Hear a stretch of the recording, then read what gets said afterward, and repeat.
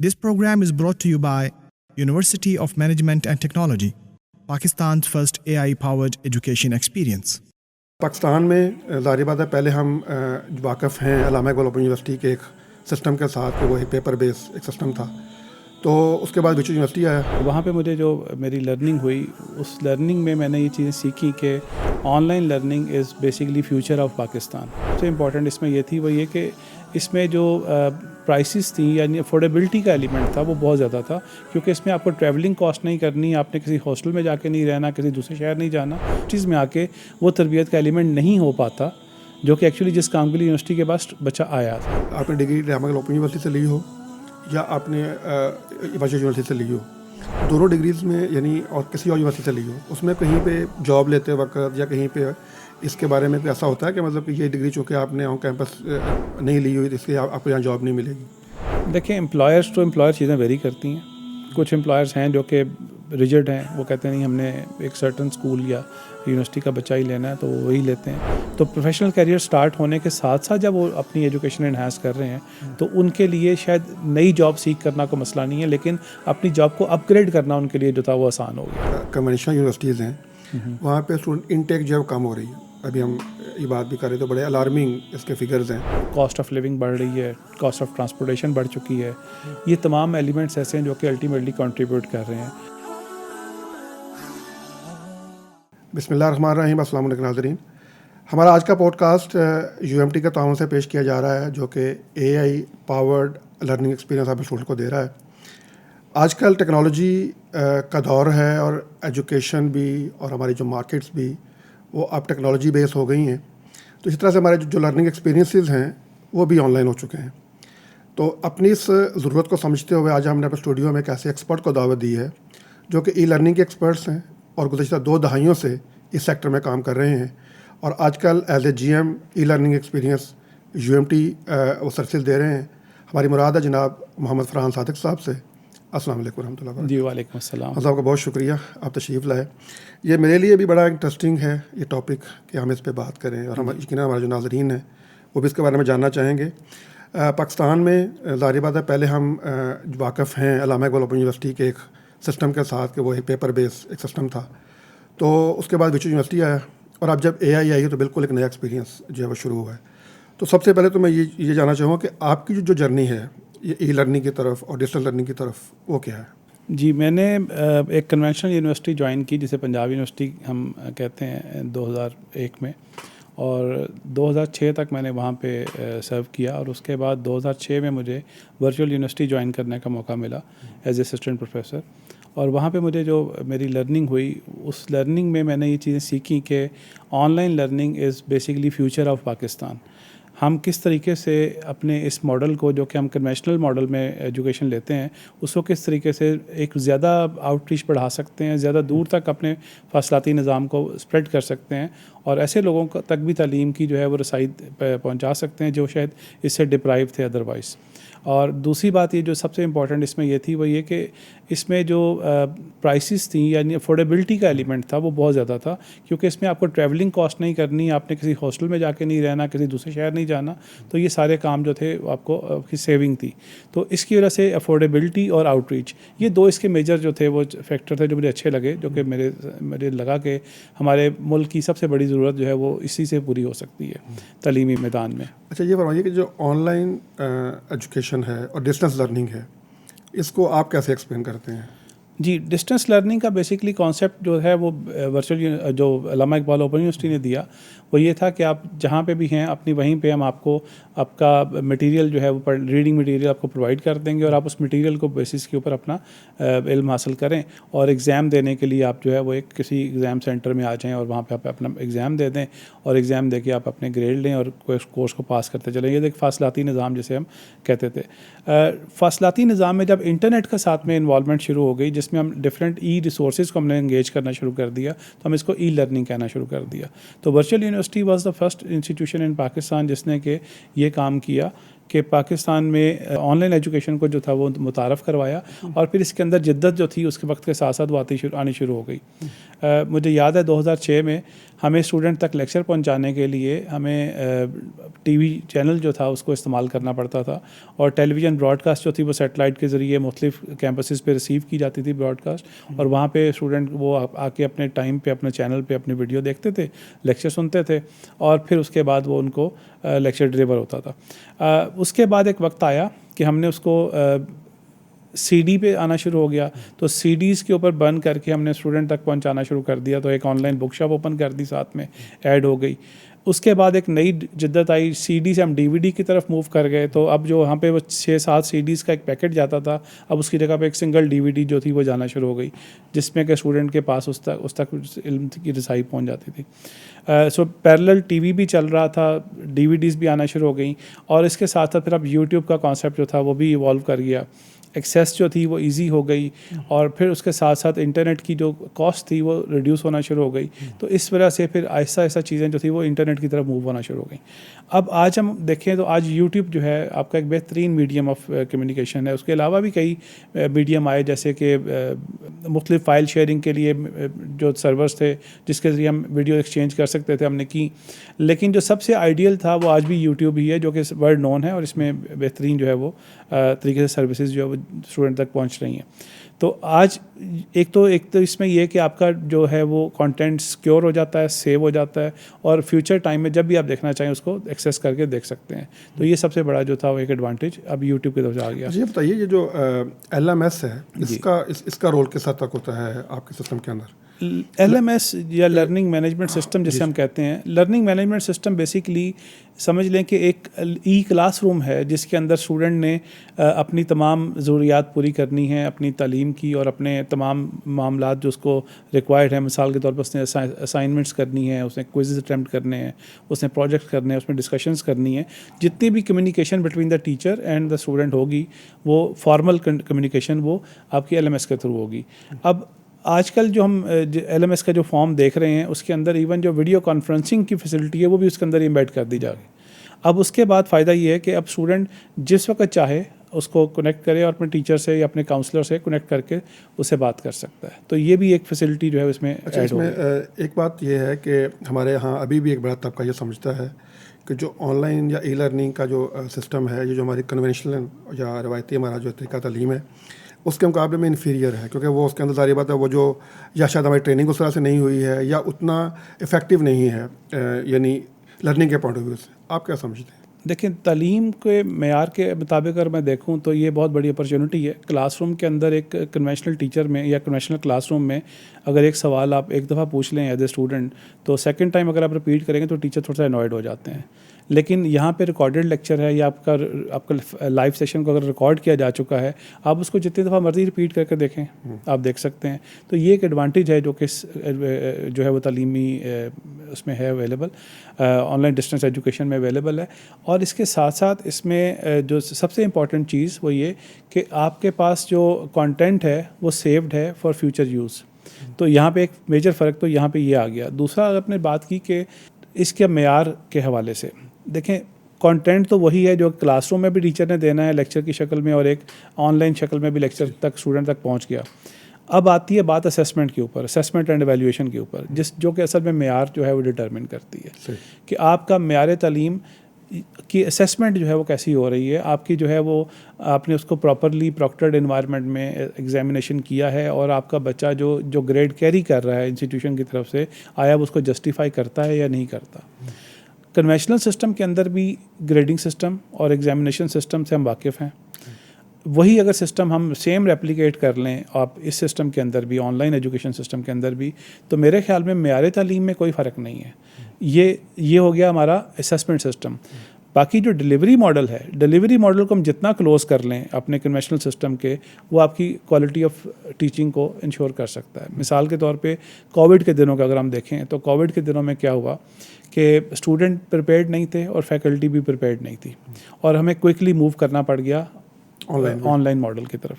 Online model की तरफ जब मूव किया तो पता चला कि उसमें काफ़ी सारे इश्यूज़ थे।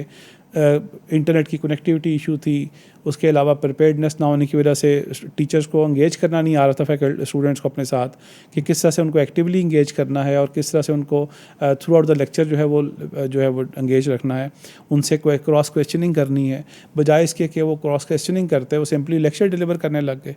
अब सिंपल अगर आप लेक्चर वन साइडेड डिलीवर करेंगे तो दूसरे एंड पे बैठा हुआ स्टूडेंट जिसने कैमरा भी ऑन नहीं करवाया हुआ आपने उसका, वो सिंपली उसको म्यूट करेगा और जाके चाहे शॉपिंग करने चला जाए। तो आपको कहाँ से पता चलेगा आपका स्टूडेंट बैठा है, दूसरे पे नहीं बैठा। तो ये था बेसिकली लोगों का, जो लोगों ने महसूस किया कि ये शायद उस लेवल की एजुकेशन नहीं हो सकती। बिल्कुल हो सकती है अगर आपके चेक्स एंड बैलेंसेस ठीक हो जाए। तो आज के दौर में अगर टेक्नोलॉजी को हम देखें तो टेक्नोलॉजी इस काबिल है कि स्टूडेंट को इंश्योर कर सके वो क्लासरूम के अंदर मौजूद रहे और वो एक्टिवली पार्टिसिपेट करे, और फैकल्टी इस लेवल पर ट्रेंड हो कि वो लोगों को एक्टिवेट करवा सकें, एग्जीक्यूट कर, उनसे वो प्रैक्टिकली इंगेज रख सकें उस पूरे लेक्चर के दौरान में।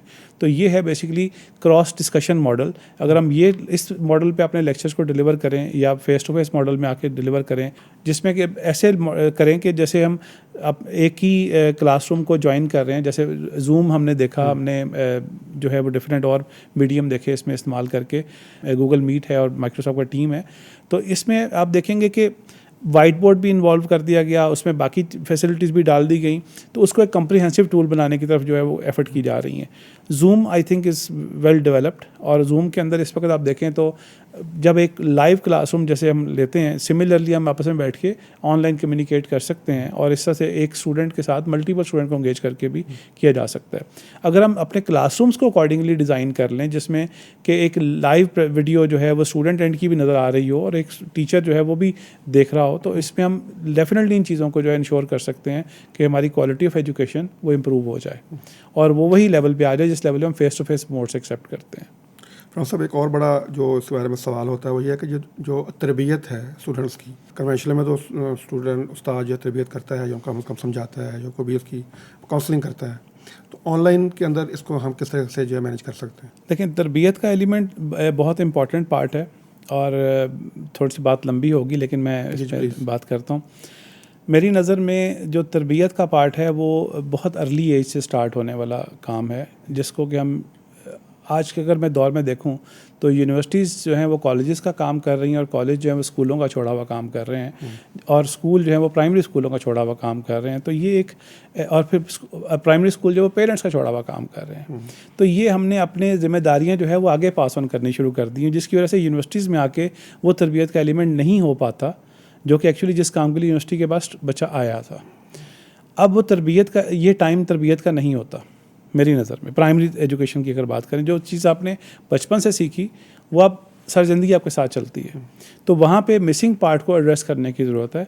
तो हमें अपने दो चीज़ें जो मेरी नज़र में एक बड़ी इंपॉर्टेंट है, एक तो ये कि हमें अपना कैरियर काउंसलिंग को इम्प्रूव करने की ज़रूरत है। हर बच्चे की कैरियर काउंसलिंग होनी चाहिए, हर बच्चे को स्टडी करना चाहिए कि वो किस फील्ड के अंदर सूटेबल रहेगा, उसकी पर्सनैलिटी के कौन कौन से ऐसे ट्रेड्स हैं जिनको जिस प्रोफेशन से वो मैच करते हैं उसको वो प्रोफेशन रिकमेंड किया जाए, ताकि उसके अंदर वो जाके एक्सेल कर सके, उसका इंटरेस्ट मेंटेन रहे, और ख़ास तौर पे जब एडवांस एजुकेशन की तरफ आए तो उसको आप उसके इंटरेस्ट के मुताबिक लेके चलें। ये है बेसिकली वो मॉडल जिसको हमें करने की ज़रूरत है। अब इसको स्टार्ट कहाँ से करना है ये एक लंबी डिबेट है, और इसको एक मेरे ख्याल में अलग से जो है वो बात की जा सकती है। होता है कि कुछ लोग कहते हैं कि ये बचपन से आगाज़ होता है, कुछ लोग कहते हैं कि ये इंटर से होगा, कुछ लोग कहते हैं सही बात है। तो आप बाकी जो तलीम तरबियत या इसमें तरबियत का जो एलिमेंट है वो मेरे ख्याल में स्किल डेवलपमेंट समझता हूँ कि यूनिवर्सिटीज़ में आप स्किल डेवलपमेंट के लिए आते हैं, अपनी उन स्किल्स को पॉलिश करने के लिए जो आपके इल्म साथ साथ ज़रूरी होती हैं।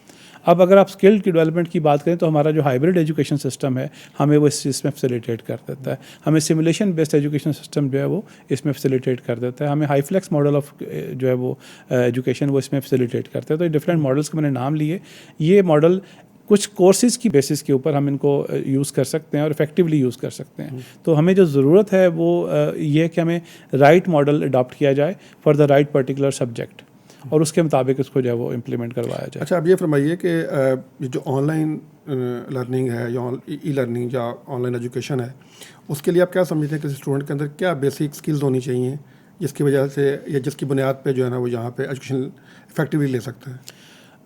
इफेक्टिव लर्निंग के लिए जो सबसे इम्पॉर्टेंट चीज़ है वो मेरी नज़र में है कि सेल्फ मोटिवेशन। एक ऐसा बच्चा जो कि अपने मामलात को ख़ुद ज़िम्मेदारी से समझे और अपने आप को ख़ुद से मोटिवेट करे। उसको कोई किसी किस्म की पुश ना चाहिए हो, ना पेरेंट्स की तरफ से, ना कोई और पीयर्स लेवल पे प्रेशर ना चाहिए हो या टीचर का प्रेशर ना चाहिए हो। वो अपने आप को खुद मोटिवेट करे और अपने आप को लेके एंगेज करे कि मुझे ये काम करना है। तो ये सबसे ज़्यादा इंपॉर्टेंट स्किल ये है। दूसरी चीज़ जो मैंने देखी कि चूँकि मैंने इस फील्ड में जो जितने अरसे से स्टूडेंट से भी इंटरेक्शन रही ऑब्वियसली, तो स्टूडेंट्स को मैंने जो चीज़ देखी कि 3 चीज़ें मैंने देखी जो स्टूडेंट में बड़ी अच्छी डेवलप हुई। एक तो सेल्फ मोटिवेटेड थे, सेल्फ लर्न थे। सेल्फ लर्नड होने के साथ साथ उन्होंने उसमें उनकी जो एक्सप्लोर करने की स्किल्स थी वो बड़ी अच्छी थी। और तीसरी जो थी वो कंप्यूटिंग स्किल्स, उनके अंदर वो तमाम आईटी स्किल्स अवेलेबल थी जो तकरीबन एक आम यूज़र के पास होनी चाहिए। यानी कि वो क्लासरूम पढ़ने के बाद अपनी उस स्किल्स को इम्प्लीमेंट कर सकते हैं अपने पर्सनल लाइफ के अंदर या प्रोफेशनल लाइफ के अंदर। तो ये मैंने एक चीज़ महसूस की। अच्छा, वैसे मुझे आपकी बात से अब एक चीज़ फील हो रही है कि पहले शुरू में ना हमें ये इशू था कि लोगों के पास कंप्यूटर स्किल नहीं है, उनको कंप्यूटर यूज़ करना नहीं आता या लैपटॉप यूज़ करना नहीं आता, या उनके पास ये इंटरनेट की अवेलेबिलिटी का मसला है। अब तो शायद वो भी नहीं रहा। यानी अब तकरीबन with the passage of time हमने ये देखा है कि बहुत इंप्रूव हुआ है। और अब तो सिर्फ वही बात रहेगी कि आपका सेल्फ मोटिवेशन है और आप सेल्फ मैनेज्ड हैं, तो मेरा ख्याल है कि आप आसानी के साथ ई लर्निंग जो है वो कर सकते हैं। बिल्कुल ऐसे ही। अच्छा, ये फरमाइए कि हम चाह रहे हैं कि आप अचीव लाएँ तो आप एक्सपीरियंस से फ़ायदा उठाएं कि आप एक आम स्टूडेंट को, एक तो ये है कि जो बच्चा ऑनलाइन पढ़ रहा है उसके लिए तो ऑफ कोर्स एक आम स्टूडेंट जो यूनिवर्सिटी का स्टूडेंट है उसको आप क्या समझते हैं, क्या बेसिक उसके अंदर स्किल्स होनी चाहिए कि वो आज की इस टेक्नोलॉजी के दौर में जो है वो इफेक्टिव लर्नर बन सकता है? देखिए, जिस तरीके से हमारी टेक्नोलॉजी में एडवांसमेंट आ रही है, अभी आप पिछले को 3-4 साल पीछे ले जाएं तो एआई का नाम जो था वो बहुत रेयरली आपने सुना होगा, लेकिन आज जो है वो हर ज़बान ज़द-ए-आम एआई जो है वो आ चुकी है। इतने डेली बेसिस पे नए से नए टूल्स, नए से नए उसके जो है वो सॉफ्टवेयर आ रहे हैं जिनको आप इस्तेमाल करके अपनी ज़िंदगी को आसान कर सकते हैं। सबसे पहले चैट जीपीटी का नाम लोगों ने सुना और फिर अल्टीमेटली चैट जीपीटी के साथ देखते देखते उसके साथ पैरेलल काफ़ी सारे और जो थे वो डिफरेंट प्लेटफॉर्म्स आ गए और लोगों ने उसको इस्तेमाल भी किया। हमें एक इंसान को अपनी पर्सनल लाइफ के अंदर अपनी ज़िंदगी को आसान बनाने की ज़रूरत है, स्मार्ट बनाने की ज़रूरत है। तो स्मार्ट लाइफ के लिए जो भी आप एक्टिविटी करते हैं उसके मुताबिक जो अवेलेबल टूल्स हैं वो आपको कम से कम 2-3-4 टूल्स आने चाहिए। उसका फ़ायदा, और उसमें एडवांसमेंट भी आती रहती है, आप उसके मुताबिक अपने आप को अपग्रेड करते चले जाएँ। लोग कहते हैं कि एआई जो है शायद जॉब्स को रिप्लेस कर देगी और ये करेगी वो करेगी। मेरी नज़र में जॉब्स रिप्लेस होने के चांसेस बिल्कुल होंगे उन लोगों के लिए जो अपने आप को एआई से इक्विप नहीं करेंगे, और जो इक्विप कर लेंगे वो एआई के साथ चलेंगे। तो ये मेरी नज़र में इसका एक जो है वो है। तो बेसिक लर्निंग स्किल्स की अगर हम बात करें, हर वो काम जो आप अपनी प्रोफेशनल लाइफ में करने जा रहे हैं उसके रेलिवेंट टूल्स आपके पास, उनकी स्किल्स होनी चाहिए। अच्छा, माशाल्लाह आपका भी तकरीबन को 20 साल का तकरीबन एक्सपीरियंस हो चुका है ये ई लर्निंग के हवाले से। आप क्या समझते हैं कि इस वक्त जहाँ पे हम आज खड़े हैं पाकिस्तान में, जो भी ई लर्निंग के अंदर यहाँ काम हो रहा है, अभी क्या ऐसा बेसिक काम है जो अभी तक यहाँ हमारे यहाँ नहीं हुआ जो कि होना चाहिए, और इससे फिर हम आगे ई लर्निंग की तरफ हम चाहेंगे? देखें, ई लर्निंग के अंदर जो इस वक्त हमारे पास एक ही मॉडल है वो है वर्चुअल यूनिवर्सिटी का, जिसे हम बेस बनाते हैं। पाकिस्तान में 2013, 14, 15 के एरा में कुछ ई लर्निंग इंस्टीट्यूशंस आए जिन्होंने ऑनलाइन डिग्रीज़ ऑफ़र करनी शुरू कर दी, और उसके बाद HEC ने उनके ऊपर कदगन लगा दी कि आप इसको जब तक हम पॉलिसी नहीं दे देते, हम उसके मुताबिक आप ऑफ़र नहीं कर सकते, तो वो लॉक लग गया। ODL पॉलिसी, अगर आपने नाम सुना हो, ODL पॉलिसी 2024 लास्ट ईयर जो है वो अगस्त में HEC ने अनाउंस की है। ये पॉलिसी एक बेसिकली एक प्लेटफॉर्म या एक समझ लें कि एक बेंचमार्क प्रोवाइड करती है कि एक स्टैंडर्ड डिफ़ाइन कर देती है कि आपने किन किन चीज़ों को पूरा करना है और उसके बाद आप ये प्रोग्राम स्टार्ट कर सकते हैं। मेरी नज़र में इस वक्त सबसे पहला काम जो करने वाला वो ये कि उस पॉलिसी के मुताबिक हमें अपने आप को, उसमें बेशुमार गाइडेंस अवेलेबल है, हमें अपने आप को डेवलप करने की ज़रूरत है, और तकरीबन हर इंस्टीट्यूट को उसके अंदर अपने लिए कुछ ना कुछ ढूंढने की ज़रूरत है ताकि अपनी आउटरीच बढ़ाएं और अफोर्डेबल और फ्लेक्सिबल कर सकें अपनी एजुकेशन को ऐसे लोगों के लिए जो कि फ़िज़िकली आपको ज्वाइन नहीं कर सकते।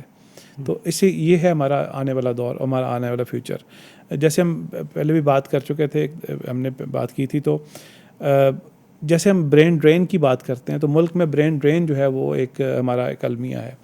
इसी तरह से मैं समझता हूँ कि लोकल आपके कम्युनिटीज़ में से अगर आपके जो पढ़ने लिखने वाले लोग हैं वो निकल के अर्बनाइजेशन का जो कॉन्सेप्ट उसकी बात कर रहा हूँ, अगर वो मूव करके लार्जर सिटीज़ में चले जाएंगे तो अल्टीमेटली वहाँ पे भी तो ब्रेन ड्रेन हो जाएगा। उन लोगों को एड्रेस करने के लिए, उनको लोकल अपनी लोकेलिटी में रखने के लिए हमें उन तक एजुकेशन को वहाँ तक रसाई देनी ज़रूरी है। जैसे मैंने बात की कि आपकी एक्सेसिबिलिटी टू एजुकेशन इंश्योर की जा सकती है ई लर्निंग के थ्रू, कि एक एजुकेशन जो कि शायद दूसरे लोगों की रीच से बाहर होती चली जा रही है उस तक रसाई, क्योंकि ई लर्निंग एजुकेशन बहरहाल इकनॉमिकल है, इसके रिसोर्सेज कम एंगेज होते हैं, इसके ऊपर कम खर्च आता है और इसको बेहतर तरीके से आप दूर तक पहुंचा सकते हैं। तो वर्चुअल यूनिवर्सिटी के प्लेटफॉर्म से बैठ के भी मैंने इस चीज़ को बहुत महसूस किया और इसके साथ साथ हमने अपने आउटरीच बढ़ाने के लिए तमाम फार फ्लंग एरियाज़ तक हमने जो थी वो कोशिश की कि हम कैंपस ले जाएं और अपनी वहाँ तक रीच लेके जाएं। वैसे तो student were allowed from anywhere, even Pakistan से बाहर लोग बैठ के भी वर्चुअल यूनिवर्सिटी के मॉडल में पढ़ रहे थे, लेकिन किसी भी आज के दौर में अगर हम देखें जब से ODL पॉलिसी आ गई है और दूसरी और प्राइवेट सेक्टर और गवर्नमेंट सेक्टर तमाम इदारों को ये जो इंकरेजमेंट की जा रही है कि आप ऑनलाइन मॉडल की तरफ मूव करें, पैरेलल इसको साथ में रन करें, तो उसमें मैं 2-3 चीज़ें आपके सामने रखूँगा। एक ऐसे लोग जो कि अपनी जॉब स्टार्ट कर चुके हैं, अपना प्रोफेशनल लाइफ स्टार्ट कर चुके हैं और डे टाइम में टाइम स्पेयर नहीं कर सकते जाके किसी इंस्टीट्यूशन में ज्वाइन करें एज ए रेगुलर स्टूडेंट, तो उनके लिए evening programs can be offered in the evening. ऐसे प्रोग्राम जो कि लोगों को शाम के टाइम पे जो है वो लर्न करने या पढ़ने के लिए जो है वो अपॉर्चुनिटी दे दें। दूसरा वीकेंड प्रोग्राम्स, कि उनको वीकेंड पे आप पढ़ा दें और वीकेंड पे पढ़ा के आप उनको जो है वो इस मॉडल के ऊपर डिज़ाइन कर लें। तीसरा जो हमने जो चीज़ देखी कि जैसे हमने बात की कि ग्लोबलाइजेशन के कॉन्सेप्ट के अंदर लोग पाकिस्तान से निकल के बाहर मुल्कों में मूव कर रहे हैं, और वो क्यों मूव कर रहे हैं, क्योंकि वहाँ पे अपॉर्चुनिटीज़ बेहतर है। अपॉर्चुनिटीज़ और तालीम पाकिस्तान से ली और अल्टीमेटली बाहर मूव कर गए। तो हम इसको एक एड्रेस इस तरह से मैं समझता हूँ किया जा सकता है कि हम ब्रेन ड्रेन को अवॉइड करने के लिए तालीम को जितना ज़्यादा दूर तक स्प्रेड कर सकेंगे, उतना ज़्यादा लोगों के पास मूवमेंट करने की जो है वो ज़रूरत कम हो जाएगी। मसलन अगर मुझे मेरे घर में बैठे, मैं दूर दराज इलाके में बैठा हूँ, गांव में कस्बे में बैठा हूँ, और मुझे वहीं पे मुझे मेरी तालीम का जो है ज़रूरियात पूरी हो जाती हैं, हायर एजुकेशन की मेरी नीड पूरी हो जाती है, तो मुझे क्या ज़रूरत है मैं करीबी शहर में मूव करूँ या किसी बड़े शहर की तरफ मूव करूँ और अपने लिए। और क्योंकि मैंने ये देखा है कि जो लोग वापस एक मूव कर जाते हैं फिर वापसी का रास्ता नहीं होता, वापस नहीं जा पाते, तो और फिर वो आगे से आगे की तरफ मूव करते हैं, तो अल्टीमेटली वो जो ब्रेन ड्रेन तो वहाँ से स्टार्ट होता है। आपके बिल्कुल जैसे कहते हैं कि उसका जो बिल्कुल इनिशियल स्टेज है वो वहाँ पे है कि एक आपने लोकल कम्युनिटी से एक बच्चे को या स्टूडेंट को मूव किया और वो फिर अल्टीमेटली लार्जर सिटी में आया, फिर वहाँ पे उसने एक बर्डन क्रिएट किया आके आपकी लोकल उस सिटी के रिसोर्सेज के ऊपर, और अल्टीमेटली वहाँ से मूव करके वो कहीं और जो है वो चला गया। तो ये सारी चीज़ों को एड्रेस किया जा सकता है अब ऑनलाइन एजुकेशन सिस्टम के थ्रू। इसके अलावा जो एक इम्पॉर्टेंट सेक्टर जो हम मिस कर रहे हैं वो ये है कि हमारी ऐसी तालिबात, ख़वातीन, बच्चियाँ जो घरों पे हैं और उनको तालीम के लिए अपॉर्चुनिटीज़ नहीं है, वो ज़्यादा दूर नहीं मूव कर सकती ड्यू टू सर्टन रीजंस, तो उनके पास भी ये अपॉर्चुनिटी है कि वो घर बैठे अपनी तालीम जो है वो मुकम्मल कर सकें। जब वो तालीम याफ्ता होंगी तो अल्टीमेटली वो अच्छी माएँ भी बनेंगी। तो एक नेशन बिल्डिंग के अंदर ये भी एक बहुत बड़ा कंट्रीब्यूटर है जो कि हमें इसमें इस्तेमाल किया जा सकता है। तो मुझे लगता है एक बैरियर ये भी है कि लोग ये समझते हैं कि जो ऑनलाइन आप डिग्री लेते हैं ये शायद जो आपकी ऑन कैंपस डिग्री होती है उसके मुकाबले में इन्फीरियर है या उसकी वो एक्सेप्टेंस नहीं है। इसके बारे में बताइए। इसको जो ODL पॉलिसी आई है उसने इस तरह से एड्रेस किया है कि जैसे मैंने पहले बात की थी कि इम्तिहान लेने का जो प्रोसेस है वो डिटरमिन करेगा कि आपका इन्फीरियरिटी है या नहीं है। इम्तिहान लेने के लिए उसमें कंडीशन अप्लाई की गई है कि इम्तिहान जो होगा वो प्रॉपर कंट्रोल्ड एनवायरनमेंट में और वो अपने कैंपसेस पे आके ही वो कंडक्ट करेंगे। तो उससे ये चीज़ डेफिनेटली इंश्योर की जा सकती है कि हमारा जो एग्जामिनेशन सिस्टम है वो ऐसा नहीं है कि आप सिंपली उसको जो है वो बाईपास करें और वो निकल जाएं।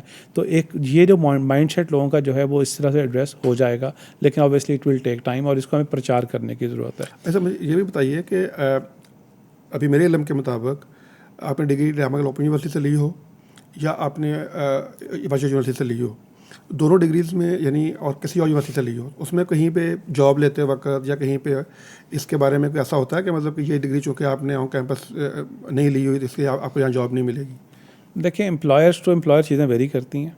कुछ एम्प्लॉयर्स हैं जो कि रिजिड हैं, वो कहते हैं नहीं हमने एक सर्टन स्कूल या यूनिवर्सिटी का बच्चा ही लेना है तो वो वही लेते हैं। लेकिन बाय एंड लार्ज अगर मैं गवर्नमेंट सेक्टर बात करूं जो कि एक मेजर जॉब जो है वो प्रोवाइड करता है ऐसा, और प्राइवेट सेक्टर में जो एक जनरल जॉब नेचर, उसमें तो मैं ऐसा कोई फ़र्क महसूस नहीं हुआ।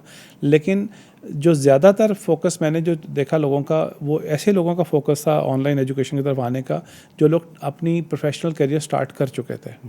तो प्रोफेशनल करियर स्टार्ट होने के साथ साथ जब वो अपनी एजुकेशन एनहांस कर रहे हैं तो उनके लिए शायद नई जॉब सीख करना कोई मसला नहीं है, लेकिन अपनी जॉब को अपग्रेड करना उनके लिए जो था वो आसान हो गया, जो कि शायद अदरवाइज वो कर नहीं सकते थे। तो ये एक एडिशनल अपॉर्चुनिटी है जो कि प्रोफेशनल्स के लिए डेवलप हुई, जो कि अपनी एजुकेशन को एनहांसमेंट कर लिया उन्होंने। अच्छा, अभी आपने बात की कि जो हमारा बच्चा है, इवन हर शख्स को एआई को सीखने की ज़रूरत है, और कम से कम वो जो उसकी ज़िंदगी को आसान बना सके। अच्छा, ये एक पसंद तो बहुत एक क्रिटिकल क्वेश्चन होता है कि मेरी ज़रूरत क्या है, या मुझे कौन कौन सा टूल जो है मुझे हेल्प कर सकता है, या मेरी ज़रूरत ये है। तो इसमें मुझे इस सिस्टम गाइडेंस लेने के लिए लोग कहाँ जाएं, किस तरह से उसको जो है वो अंडरस्टैंड कर सकते हैं?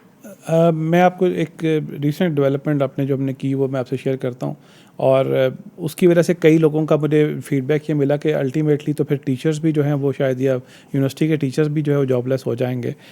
हमने एक एआई ट्यूटर का कॉन्सेप्ट जो था वो इंट्रोड्यूस किया यूएमटी के अंदर, और एआई ट्यूटर जो था वो हमारा एलएमएस का पार्ट है। एआई ट्यूटर बेसिकली हमारा जो गिवन कंटेंट है उसके अंदर से सर्च करके क्वेश्चंस को एड्रेस करता है, और बच्चे के जो भी सवाल हैं उनको 24/7 अवेलेबल हैं उसके जवाब। सो यानी कि ये एक टीचर का रिप्लेसमेंट नहीं है, एक टीए का रिप्लेसमेंट है, जैसे हम टीचर असिस्टेंट कहते हैं, ये एक टीचर असिस्टेंट है जो कि अपना काम कर सकता है। तो ये एक जो बैरियर था हमने एक तो ब्रेक किया कि टीचर असिस्टेंट ऐसा आ जाए जो कि 24/7 एक्सेस में आ जाए स्टूडेंट के through learning LMS learning management system, और एक ऐसे तरीके से उसको फैसिलिटेट कर दे कि वो उसको अपने गिवन कंटेंट के अंदर से, यानी कि जो टीचर ने डिफाइंड सिलेबस है, जो टेक्स्ट दिया हुआ है उसके अंदर से ही उसको सवालों के जवाब जो है वो दे, बजाय इसके कि उसको ग्लोबल या इंटरनेट से लाके वो सर्च करके क्वेश्चन देना शुरू कर दे। तो ये एक एआई ट्यूटर का जो था हमने एक रोल इंट्रोड्यूस किया।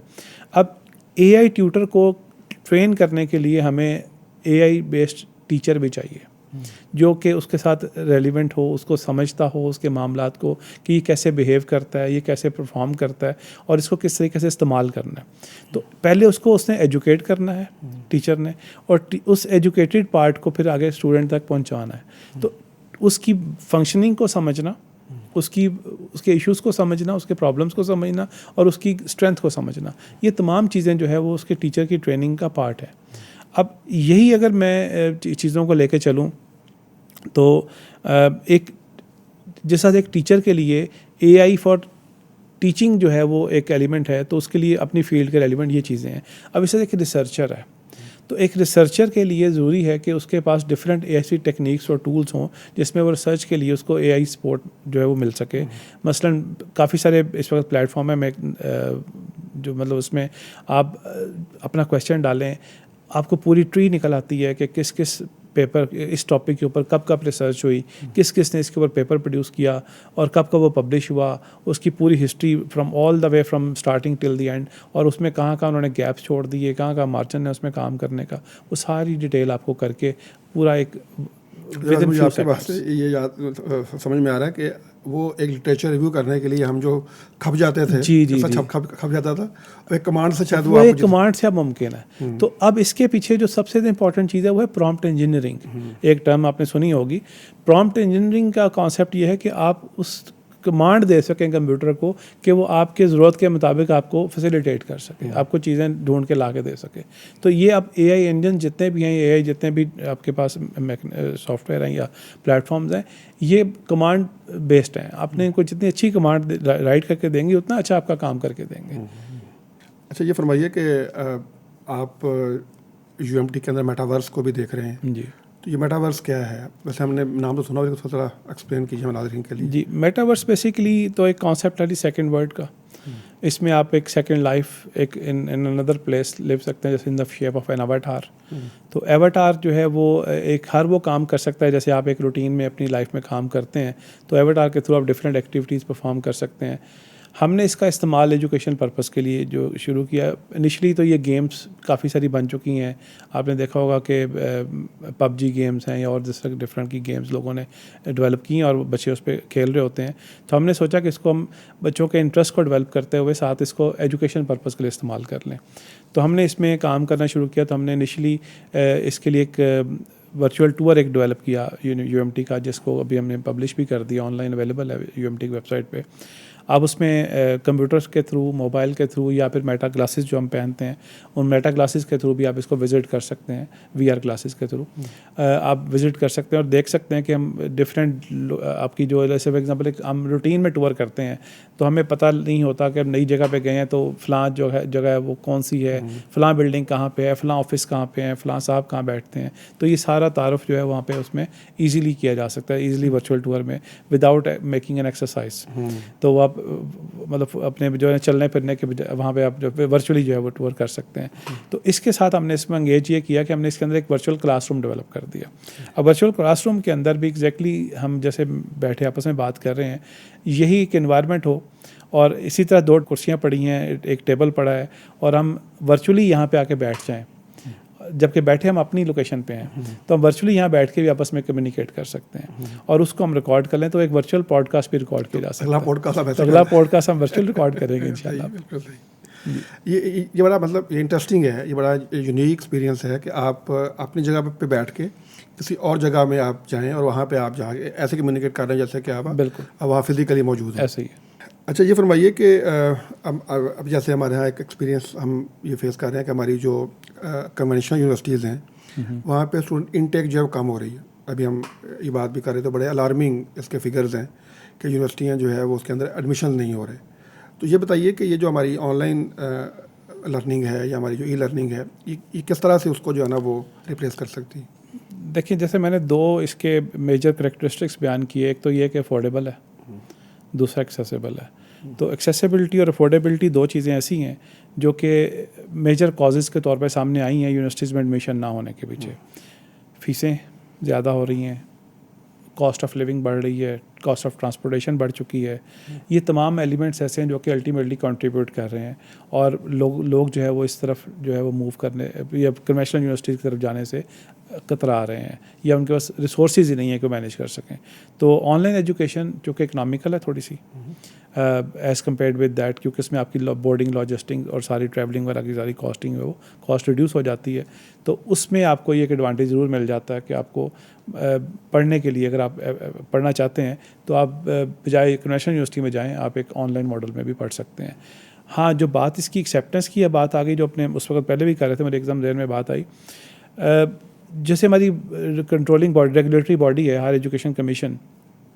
जब हायर एजुकेशन कमीशन इसके ऊपर अपनी पॉलिसी ले आई है और इसको बाकायदा से उसको रेगुलाइज करना शुरू कर दिया, रेगुलेट करना शुरू कर दिया है, तो मेरे ख्याल में इसकी एक्सेप्टेंस पे ऐसा बेहतर होनी शुरू हो जाएगी as compared with unregulated and unprotected उसको जो चला रहे थे लोग, उससे लोगों के अंदर एक जो था वो जब HSC उसको रिकॉग्नाइज करेगा तो ऑफ कोर्स बिल्कुल, तो उससे रिकग्निशन भी बढ़ेगी और उससे इसकी क्वालिटी जो है इम्प्रूव करेगी, क्योंकि इसके ऊपर रेगुलेटरी बॉडी डेफिनेटली इंश्योर करेगी कि तमाम चीज़ें जो है वो मेयार के मुताबिक हैं तो वो ऑफ़र की जाएंगी। अच्छा, आपका यूके का भी एक्सपीरियंस है, फिर माशा चाइना भी आप गए और वहाँ से भी आपने चीज़ें सीखी, तो आप पाकिस्तान का जो इस वक्त का ऑनलाइन लर्निंग एक्सपीरियंस है इसको किस तरीके से कंपेयर करते हैं इंटरनेशनली जो है? जी, मैंने 2008 में मुझे जाने का इत्तेफाक हुआ चाइना, और चाइना मुझे तकरीबन को 3 हफ्ते का मेरा स्टे था, वहाँ पे विज़िट था। 3 हफ्ते के विज़िट में मैंने Jilin university China Changchun province के अंदर है उसको विज़िट किया, और उनके अलावा उन्होंने 2 कैंपसेस हमें और विज़िट करवाए जो कि डिफरेंट लोकेशंस पे थे, तकरीबन हज़ारों मील के फासले पे, और वो तीनों कैंपस आपस में इंटर कनेक्टेड थे थ्रू इंटरनेट। एक क्लासरूम में एक टीचर फिजिकल क्लास ले रहे हैं और बाकी 2 जगहों पे टीचर जो है वो वर्चुअली प्रेजेंट है, और वहाँ के जो पार्टिसिपेंट्स हैं, जो स्टूडेंट्स हैं, वो वर्चुअली दूसरे उस क्लासरूम के अंदर प्रेजेंट हैं। तो ये एक हाई फ्लेक्स मॉडल ऑफ जो था वो इसमें चल रहा था। तो ये मैंने 2008 में जो था वो वहाँ पे चीज़ देखी। उसमें जो मेजर चीज़ जब मैंने उनसे पूछी, मैं क्या आप जो ये सारे फैसिलिटीज़ आपने लगाई, कैमरे लगा लिए, अपने स्क्रीन्स लगा ली, सारा कुछ सेंसर्स लगा लिए, इंश्योर कर लिया, बैंडविड्थ तो उन्होंने जब मैंने बैंडविड्थ बताई तो मैंने उस वक्त कंपेयर किया कि मेरी यूनिवर्सिटी की बैंडविड्थ उस वक्त उससे कम से कम 25 से 30 गुना कम थी, जो कि हम उस वक्त पूरा सेटअप यूनिवर्सिटी का चला रहे थे पूरे मुल्क के लिए, और वो एक यूनिवर्सिटी अपने 2 कैंपसेस को कनेक्ट करने के लिए इससे ज़्यादा बैंडविड्थ यूज़ कर इतनी बड़ी बैंडविड्थ यूज़ करी थी। तो मुझे 650 MB के करीब उन्होंने मुझे उस वक्त बताई कि हमारी बैंडविड्थ है इस वक्त। तो ये एक बहुत बड़ा जो था वो उस वक्त जो मैंने एडवांसमेंट देखी। तो हम आज भी अगर हम देखें चीज़ें कुछ थोड़ी सी चेंज हो गई हैं, लेकिन अगर हम इस वक्त भी देखें तो इस मॉडल को मैंने बहुत रेयर पाकिस्तान में अभी तक इसको इम्प्लीमेंट होते देखा है। अब जब ये opportunities are opening with the ODL policy, तो इदारे अब इसको मूव कर सकते हैं। कि पंजाब यूनिवर्सिटी को मुझे याद पड़ता है कि पंजाब यूनिवर्सिटी ने अपना गुजरांवाला कैंपस स्टार्ट किया, तो पंजाब यूनिवर्सिटी के कुछ क्लासेस यहाँ से शुरू हुई कि टीचर जो थे वो लाहौर में थे और क्लास जो थी वो गुजरांवाला में बैठी हुई थी। तो इस तरह से उन्होंने फासलाती निज़ाम स्टार्ट किया अपना, लेकिन इफ़ेक्टिवनेस उसकी नहीं बन सकी, क्योंकि वही बात है कि फैकल्टी जब तक ट्रेंड नहीं होगी और आपके रिसोर्सेज पूरे फुलफ़िल नहीं करेंगे, कभी इंटरनेट के हैक्स आ रहे हैं, कभी डिस्कनेक्शंस हो रहे हैं, कभी आपके आज इंटरनेट नहीं चल रहा तो आज क्लास नहीं हो सकती, तो जब इस तरह के मसले आएंगे तो फिर वो प्रॉब्लम बन जाएगी, तो लोग फिर डिस्करेजमेंट की तरफ चले जाते हैं। तो उसको मेरे ख्याल में एड्रेस करने की ज़रूरत है कि सीमलेस और एक फ्लॉलेस किस्म का टेक्नोलॉजी की हमें जो है वो स्ट्रक्चर अवेलेबल करना पड़ेगा। आपने 2 बातें कही, एक तो कहा कि टीचर ट्रेनिंग और एक ऑफ कोर्स स्टूडेंट के पार्ट के ऊपर भी कुछ चीज़ें ऐसी होंगी जी। तो आप क्या समझते हैं कि हम इसके ऊपर अब इस पर काम कर रहे हैं या आपकी यूनिवर्सिटी काम कर रही है इसके लिए? जी बिल्कुल, इस पर हम काम शुरू कर चुके हैं। हमारे पास बाकायदा एक इदारा है CTL, centre for teachers learning के नाम से। उसका काम ही ये है कि हमारे जो टीचर्स हैं उनको कॉन्टीन्यूसली जो है वो अपग्रेड करता रहे। अभी अगर हम AI की बात करें तो हम तकरीबन पिछले कोई 1-1.5 साल से टीचर्स को प्रॉम्प्ट इंजीनियरिंग के ऊपर जो है वो ट्रेनिंग करवा रहे हैं, और वो कॉन्टीन्यूस ट्रेनिंग जो है वो चल रही है। हमारी LMS के ऊपर कॉन्टीन्यूस ट्रेनिंग जो है चल रही है। हमारा नया हर फैकल्टी मेंबर जो ज्वाइन करता है उसको बाकायदा से हम LMS पे ट्रेन करते हैं, और उस एक्टिविटी से गुजार के उसको LMS से एक्विंट करते हैं कि उसको पता हो कि LMS को मैंने कैसे इफेक्टिवली यूज़ करना है, क्योंकि ये एक वो टूल्स हैं जो हमारे आने वाले ज़रूरियात को पूरा करते हैं। और ख़ास तौर पे इसमें जो एक और तरफ चीज़ ये कि जो LMS के अंदर जो ख़ास तौर पे मैं चीज़ महसूस करता हूँ कि आपके पास रिकॉर्ड जो है वो सेव रहता है for a longer period of time. Physical classroom में जब आप लेक्चर दे के बाहर आ जाते हैं तो उसका कोई रिकॉर्डिंग नहीं है, कोई रिकॉर्ड नहीं है। लेकिन जब आप LMS पे अगर आपने कोई लेक्चर डिलीवर किया है जो ऑनलाइन रिकॉर्ड हुआ है और आपने उसको सेव कर दिया है, एक तो वो, और दूसरा आपने जो हैंडआउट्स या नोट्स या असाइनमेंट्स ली और दी हैं या क्विज़ेस करवाए हैं उसका सारा रिकॉर्ड आपका LMS पे सेव है। तो उससे आपके सिस्टम की ट्रांसपेरेंसी जो है वो सामने आती है कि आपने कितना इफेक्टिवली कम्युनिकेट किया, तो उसका ऑडिट जो है वो दैट बिकम्स मच ईजियर। कि फ्यूचर में आप इसको ऑडिट करना चाहें, देखना चाहें कि किस टीचर ने कितना अच्छा काम किया हुआ है, तो उसको ईजिली आप कर सकते हैं। अच्छा, आप हमारा नौजवान जो है उसके हाथ में मोबाइल है और हर वक्त उसके अंदर एंटरटेनमेंट या शॉर्ट्स या रील या टिकटॉक पे इंगेज है। अब क्या समझते हैं कि उसको हम किस तरीके से हम शिफ्ट कर सकते हैं ये ऑनलाइन लर्निंग की तरफ?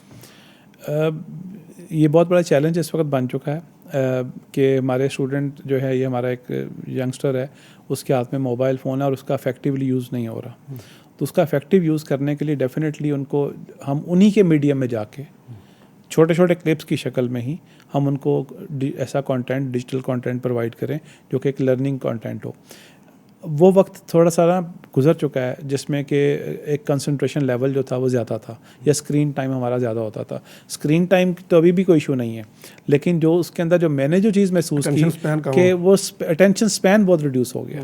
तो अटेंशन स्पैन, छोटे अटेंशन स्पैन के लिए हमें छोटे लेवल पे, जिसे कहते हैं ग्रैनुअल लेवल के ऊपर बैठ के हमें अपना कंटेंट डेवलप करने की ज़रूरत है। तो that content can easily B absorbed by the learner. अच्छा, अभी आपने कहा कि जो हमारा ऑनलाइन लर्नर होता है उसके लिए आप कह लीजिए कि सेल्फ मोटिवेशन और सेल्फ मैनेजमेंट और IT से कोई नो हाउ उसकी ज़रूरी है।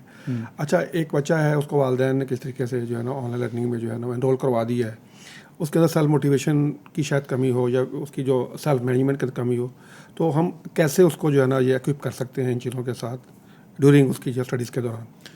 अगर हम जनरल पेरेंट्स की बात करें तो बड़ा एक मुश्किल सवाल आपने पूछ लिया। मेजॉरिटी ऑफ द पेरेंट्स तो बच्चों के तालीम के हवाले से कोई थोड़े से अनटच रहते हैं, लेकिन जो लोग अटैच रहते हैं और उनको फॉलोअप करते हैं, और definitely they can easily do that. उनको फैसिलिटेट किया जा सकता है कि जैसे लर्निंग मैनेजमेंट सिस्टम के अंदर या हमारे डिफरेंट इंफॉर्मेशन सिस्टम्स हम या ERP सिस्टम्स हम काम करवाते इस्तेमाल करते हैं यूनिवर्सिटीज़ में, अपने इदारों में, उनमें स्टूडेंट्स के साथ साथ पेरेंट्स को भी एक्सेस दे दी जाए so that they can see कि उनका बच्चा क्या प्रोग्रेस कर रहा है और उसकी एक्टिविटीज़ टाइमली हो रही हैं कि नहीं हो रही। जैसे हम एक टू डू लिस्ट जनरेट करते हैं कि आपकी एक्टिविटी पेंडिंग है और आपने फलां टाइम पे एक्टिविटी ड्यू है और आपने डिलीवर करनी है, कोई असाइनमेंट है या क्विज है वट, तो वो उसके साथ साथ वो अलार्म जो है या अलर्ट जो है वो पेरेंट्स के साथ भी जाना शुरू हो जाए, तो पेरेंट्स उसको फॉलो अप कर सकते हैं, ऐसे बच्चों को टेक केयर किया जा सकता है।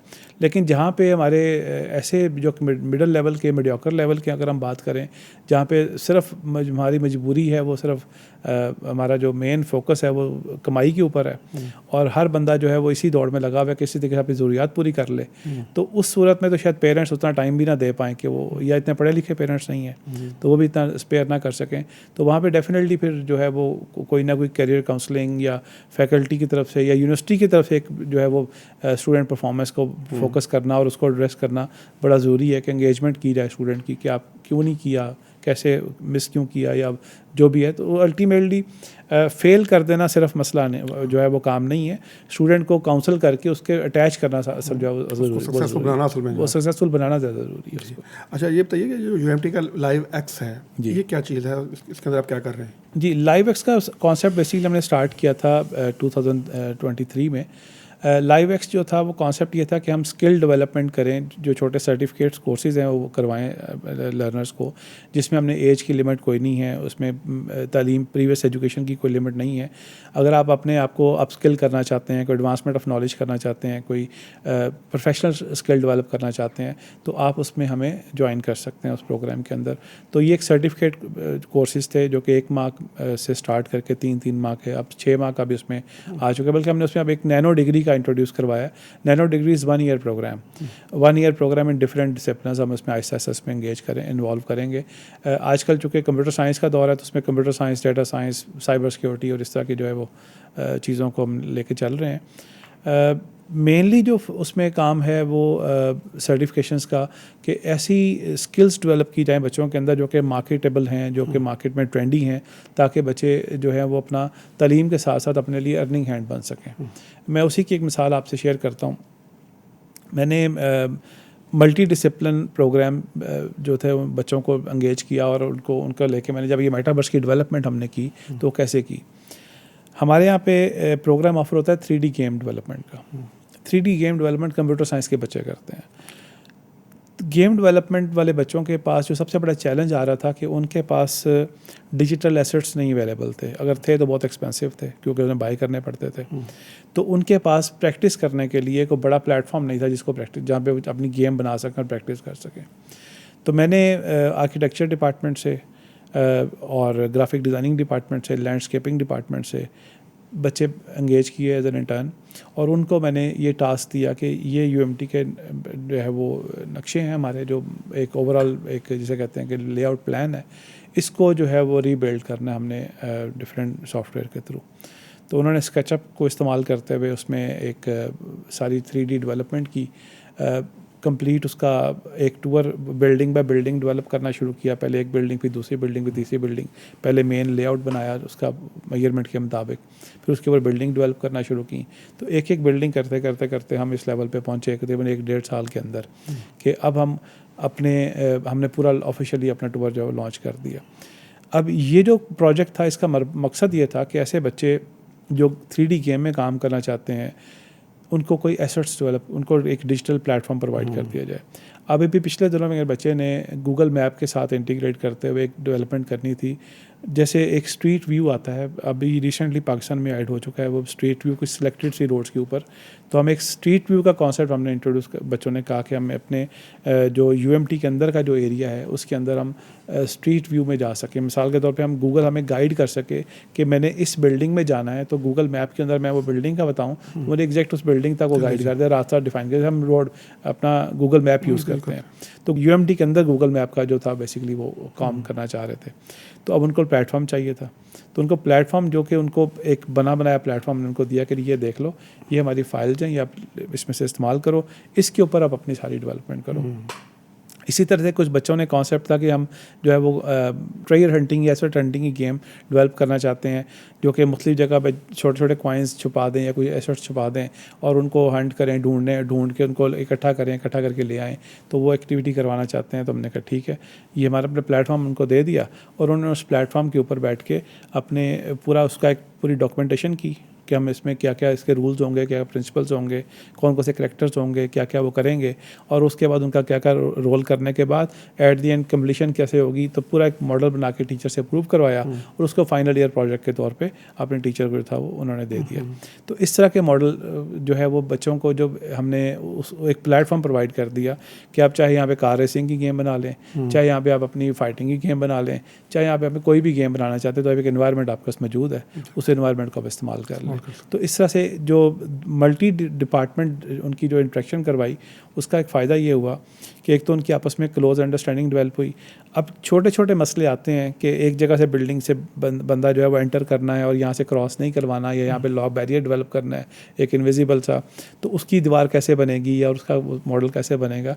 तो बच्चों को एक दूसरे के साथ अपने इश्यूज शेयर करना और उनके साथ अपने उनके सोल्यूशन ढूंढना, तो ये चीज़ें जो थी वो उनको एक प्रोजेक्ट की टीम की शक्ल में उनको काम करने का मौका मिला और उनको समझ आ गई। दूसरा जो चीज़ उसमें जो मैंने आपसे शेयर करा था वो ये कि इन सारे काम करने के बाद जब असल टारगेट था उसको यूनिटी 3D डेवलपमेंट करके उसको यूनिटी प्रोजेक्ट के थ्रू इसको अपलोड करना, या डिफरेंट और भी प्लेटफॉर्म इस्तेमाल करते हैं लेकिन हमने यूनिटी में काम किया। उसके लिए एक बच्चे को हमने ट्रेन किया, उसको ट्रेन करके उससे हमने ये प्रोजेक्ट सारा डेवलप कर लिया। अभी एक सिंगल 1 पर्सन का एक टास्क है जिसने इसको ऑनलाइन अपलोड किया। टास्क ये था कि उस बच्चे को फिर मैंने एक चीज़ जो गाइडेंस प्रोवाइड की, मैं कहा देखो आने वाला दौर है इन्हीं चीज़ों का, आपने इसको अपनी इस स्किल को डेवलप तो कर लिया है, इसको मार्केट कैसे करना है। आपने FYP भी कर लिया और आपको FYP का जो है वो यूनिवर्सिटी का बेस्ट FYP का अवार्ड भी मिल गया है रेक्टर की तरफ से, सब कुछ है, इसको मार्केट कैसे करना है। तो मैंने उसको एक जो था फ्रीलांसिंग का कोर्स सुजेस्ट किया इसी LiveX के प्लेटफॉर्म से। वो LiveX के प्लेटफॉर्म से एक 1 मंथ का उसने कोर्स अटेंड किया। वो करने के साथ उसको प्रैक्टिस साथ करता रहा, अपनी फाइवर पे और डिफरेंट जगहों पे अपनी उसने बनाई जो स्किल उसके पास थी, उसको मार्केट करना, वो स्किल उसने इम्प्लीमेंट की। और उसको पहला ही जो ऑर्डर था वो $450 का था। माशाल्लाह। एक फ्रेंच कंपनी थी, उसने उसको ऑर्डर दिया। तो उसने जब अपना प्रोजेक्ट मुकम्मल कर लिया तो मुझे कहता सर मैं ये उनको भिजवा दूँ। मैं कहा टाइमलाइन क्या दी थी? कहता सर 1 हफ़्ता दी थी। तो मैं कितने दिन हुए? कहता सर अभी तो 1 दिन हुआ है। मैं कहा अभी नहीं देना तुमने, अपना टाइम पूरा करके उनको अपने टाइम पे देना, otherwise this is going to devalue your project, value of your project. तो वो नहीं करो। तो बहरहाल अपना आगे से फ्यूचर में अपनी टाइमलाइन प्रॉपर दिया करो जो लेनी है, लेकिन अपनी वर्थ को इस तरह से ख़राब नहीं करना। अब कहने का मकसद ये था कि ये जो प्रोजेक्ट उसके लिए था वो पीनट के साथ था, बट फॉर द पीपल जिनके लिए उसने काम किया उनके लिए वो hundreds of dollars का प्रोजेक्ट था, and they were happy to give him the. और फिर उसके बाद वो उसके परमानेंट क्लाइंट बन गए। अभी ये कर दो, अभी वो कर दो, उसको नए से नए प्रोजेक्ट वो देते जा रहे हैं और वो काम करता चला जा रहा है। तो इस तरह से स्किल डेवलप करके उसको मटेरियलाइज करना, उसको इस्तेमाल करना, ये असल चीज़ है। स्किल मेरे पास कई होंगी लेकिन उसको इस्तेमाल कहाँ पे करना है, उसके लिए इन्वायरमेंट ढूंढना, प्लेटफॉर्म ढूंढना, वो एक इम्पॉर्टेंट चीज़ है। अब वो इस तरह के प्लेटफॉर्म हमें फ्रीलांसिंग में यूजुअली मिल जाते हैं। तो फ्रीलांसिंग प्लेटफॉर्म्स को सर्च करें, उनको एक्सप्लोर करें, लेकिन उनको इस्तेमाल कैसे करना है, उसके लिए इफेक्टिव यूटिलाइजेशन कैसे होगी, उसको हमें बाकायदा कोर्स करने की ज़रूरत है, जो कि हमें सबको करना चाहिए मेरे ख्याल में। तो फरहान साहब, मैं चाह रहा हूँ कि आप इस प्लेटफॉर्म पे आए हैं तो आप ना जो पोटेंशियल स्टूडेंट्स हैं उनको अगर आप सजेस्ट करना चाहें कि ये ऑनलाइन लर्निंग की तरफ आएँ या ई लर्निंग की तरफ आएँ, तो आप क्या कहेंगे उनसे? देखिए, मैं तो बच्चों को यही कहूँगा कि जितने भी हमारे पास, मैं अगर अपने आप को देखूं तो जब मैंने 2006 में वर्चुअल यूनिवर्सिटी ज्वाइन की तो मुझे ये लगा कि अगर मेरे दौर में जब मैं पढ़ रहा था अगर ये निज़ाम तालीम होता और मैं इस तरह से इसमें पढ़ पाता तो शायद मैं बहुत कुछ कर सकता था। आपने जैसे शुरू में भी जिक्र किया, मैं आपसे बात हो चुकी है कि जो लाइफ मैंने यूके में गुजारी, ऑब्वियसली उस लाइफ के दौरान में मैंने स्टडीज़ भी की, मैंने अपनी साथ में कोई अर्निंग हैंड भी, अपने अर्निंग का भी बंदोबस्त किया, तो कोई जॉब्स वगैरह भी की। इन सारे प्रोसेस में जॉब्स और पढ़ाई हमेशा आपस में क्लैश में आते रहे। अगर आप पढ़ाई की तरफ लग जाते हैं तो आप जॉब नहीं कर सकते, जॉब की तरफ लग जाते हैं तो पढ़ाई नहीं कर सकते। ऑनलाइन एजुकेशन मेरी नज़र में एक ऐसा सोल्यूशन है कि जो आप पढ़ाई भी कर सकते हैं और जॉब भी कर सकते हैं और सेम टाइम पे कर सकते हैं। कि आपके पास जो टाइम है शाम का, वो आप उसको इजीली अवेल कर सकते हैं, बजाय इसके कि आप उसको ज़ाया करें। और आपका जो वीकेंड्स का टाइम है, आप उसको इजीली अवेल कर सकते हैं अपनी स्टडीज़ के लिए, बजाय आप उसको ज़ाया करें। तो मेरी नज़र में एक बहुत बड़ा एक ब्लेसिंग है ये कि अगर कोई आपको प्रॉपर आपके डिसिप्लिन की, आपके रेलिवेंट फील्ड की डिग्री मिल जाती है तो आप उसको ज्वाइन करना चाहिए आपको। तो मेरी नज़र में जो भी इदारा जो एक्रेडिटेड है और जो अपने जो है वो इंश्योर करता है कि अपनी डिग्री की वर्थ को इस्टेब्लिश करता है और उसको ऑफ़र करता है आपको अपने डिसिप्लिन में, आप उसको ज़रूर ज्वाइन करें और अपने लिए कैरियर बिल्डिंग करें। आप चाहे जिस मर्ज़ी डिसिप्लिन पे बिलोंग करते हैं, कहीं भी बैठे हुए हैं, किसी भी फील्ड में काम कर रहे हैं, अपने आप को ग्रूम करें, डेवलप करें आगे।